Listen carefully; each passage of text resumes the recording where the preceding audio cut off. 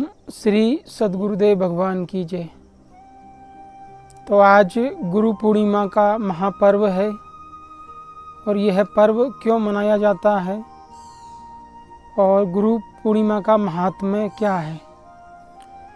देखिए, अध्यात्म जगत में जब कोई साधक साधना करते हुए अपने आत्म स्वरूप, शिव स्वरूप या केवल ज्ञान को प्राप्त करता है तो उसी दिन वह गुरु तत्व को उपलब्ध होता है। नास्ति तत्वम परम गुरु, जो अविनाशी शाश्वत सनातन तत्व है, उसी तत्व में एक योगी, एक साधक स्थित हो जाता है।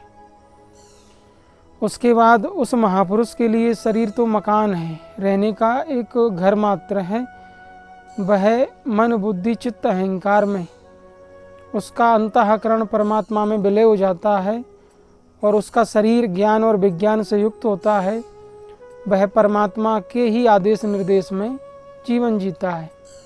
तो इसी अवस्था को सद्गुरु, महापुरुष या आत्मज्ञानी संतों की अवस्था कहा जाता है। तो गुरु का अर्थ है जो अंधकार से असतो मां सद्गमे, तमसो मां ज्योतिर्गमे, जो अविद्या अज्ञान इग्नोरेंस से परे परमात्मा स्वरूप चेतन साक्षी आत्म तत्व को उपलब्ध करा दे, वही सद्गुरु हैं।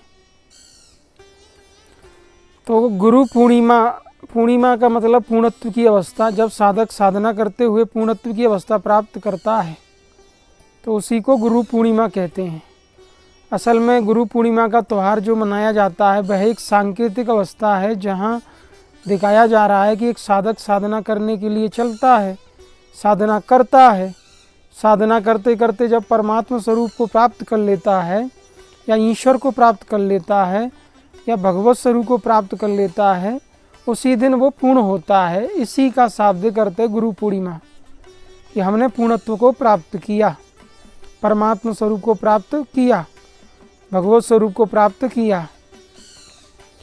तो देखिए, जब आप गुरु पूर्णिमा का त्यौहार मनाने जाते हैं, सद्गुरु भगवान महापुरुषों के सानिध्य में जाते हैं, मिठाइयाँ ले जाते हैं, वहाँ भंडारा खाते हैं, सत्संग सुनते हैं।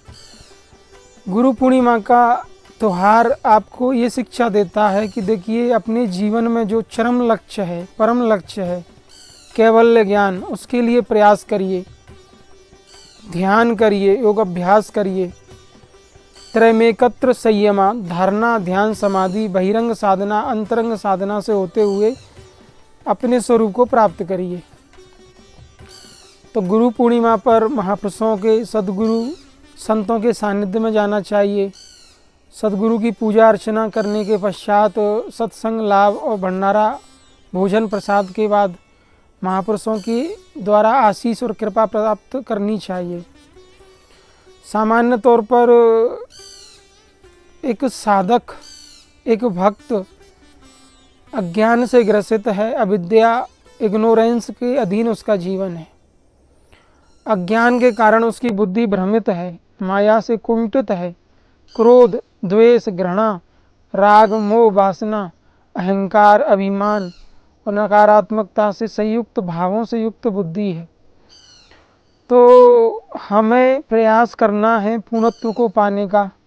ओम पूर्णमिदम पूर्णस्य पूर्णमादाय वशिष्यते, जो पूर्ण पार ब्रह्म है, उससे अनंत सृष्टि की रचना होने के बाद प्रलय काल में सृष्टि के विनाश के बाद भी अवशेष पूर्ण ब्रह्म ही रह जाता है।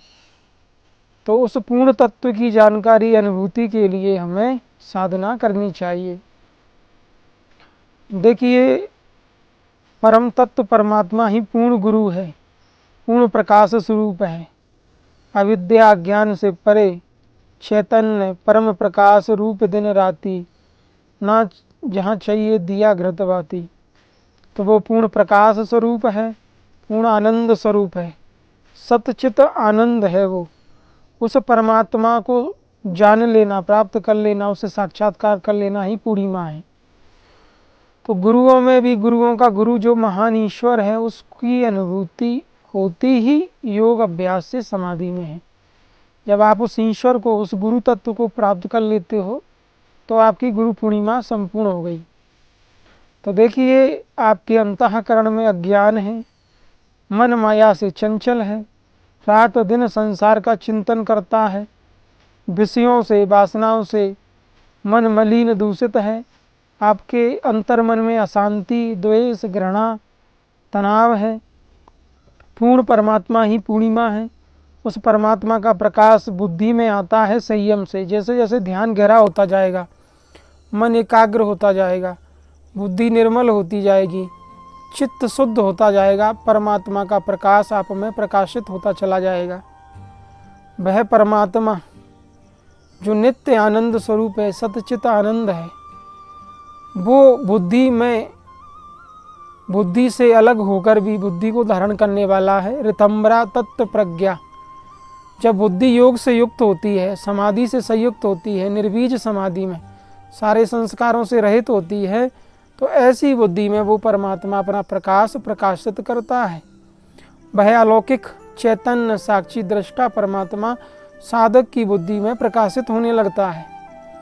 जैसे जैसे बुद्धि निर्मल होगी, एकाग्र होगी, पवित्र होगी, परमात्मा का प्रकाश बुद्धि में प्रकाशित होता जाएगा। और एक अवस्था आएगी जब बुद्धि परमात्मा से साक्षात्कार कर लेगी और उसी में बुद्धि विलय हो जाएगी। मन, बुद्धि, चित्त, अहंकार भगवान में विलय हो जाएंगे। कतरा दरिया में गिरा तो फना हो गया, न जाने देखते देखते क्या से क्या हो गया। तो जब वो बुद्धि ईश्वर में, ब्रह्म में, परमात्मा में विलय हो जाती है, तब आपकी गुरु पूर्णिमा संपूर्ण है, आप गुरु तत्व को उपलब्ध हो गई। तो देखिए, गुरु पूर्णिमा का त्यौहार आप मनाते हो, आश्रम जाते हो, मिठाइयाँ चढ़ाते हो, आशीर्वाद लेते हो, इतने से काम नहीं चलेगा। जो हमारे गुरु महाराज हैं, सदगुरु हैं, महापुरुष हैं, उनकी विद्या, उनकी शिक्षा, उनके सिद्धांत, उनके बताए गए मार्ग पर चल के हमें पूर्णत्व को पाना है। हमें उन्हीं की तरह अपने स्वरूप को पाना है। वे महापुरुष जो परमात्मा स्वरूप में स्थित हैं, शिव स्वरूप में स्थित हैं, वह स्थिति भी उन्होंने साधना करके पाई, निष्काम कर्म योग से, ध्यान साधना से। तो हमें भी उन्हीं के पद चिन्हों पर चलना है, उन्हीं की तरह साधना करके अपने स्वरूप को प्राप्त करना है। तो देखिए, गुरु पूर्णिमा के इस पावन पर्व पर हम सब भक्तों के लिए प्रार्थना करते हैं कि सबके हृदय में भक्ति, प्रेम और साधना का संचार हो, सबको मुक्ति प्राप्त हो, सबका आत्मोद्धार हो, सबका कल्याण हो। और अपने कल्याण के लिए, अपने उद्धार के लिए साधना करें। महापुरुषों के सानिध्य में सत्संग, सेवा, सुमिरन करें। भक्ति का आरंभ सेवा और सत्संग से होता है। प्रथम भगति संतन कर संगा, दूसरी भगति मम कथा प्रसंगा। गुरुपद पंकज सेवा, तीसरी भक्ति अमान, चौथी भक्ति मम गुण गण करो कपट थजगान। मंत्र जाप मम दृढ़ विश्वासा, पंचम भजन सुवेद प्रकाशा। छठ दम शील विरति बहुकर्मा, निरत निरंतर सज्जन धर्म। सातवा मोई में जग देखा, मोह से संत देकर लेखा। आठवा जता लाभ संतोषा, सपने उन्हीं देखूं पर दोषा। नवम सरल सब छल हीना, मम भरोसे ही हरस न दीना। प्रभु श्री राम ने माता सबरी को ये नवदा भक्ति बताई कि प्रथम भगति संतन कर संगा। भक्ति का पहला चरण है संतों का संग, सत्संग, संतों की सेवा। दूसरी भगति मम कथा प्रसंगा, भगवान के गुणों का गायन, भगवान की लीलाओं का चिंतन, भगवान की महिमा का मनन चिंतन। तो शिव सेवा कर फल सुत सोई, अबरल भगति राम पद होई। शिव मतलब सदगुरु, संतों की सेवा करने से ही पुण्य बढ़ता है, पुरुषार्थ मिलता है और परमात्मा की भक्ति प्राप्त होती है। तो भगति तात अनुपम सुख मूला, मिले ही जो संत होई अनुकूला। भक्ति का आधार है कि संत मिलें और उनकी हम सेवा करें, उनको अनुकूल कर लें। वो अनुकूल हो गए तो उनकी कृपा से भक्ति मिलेगी, भक्ति से मुक्ति।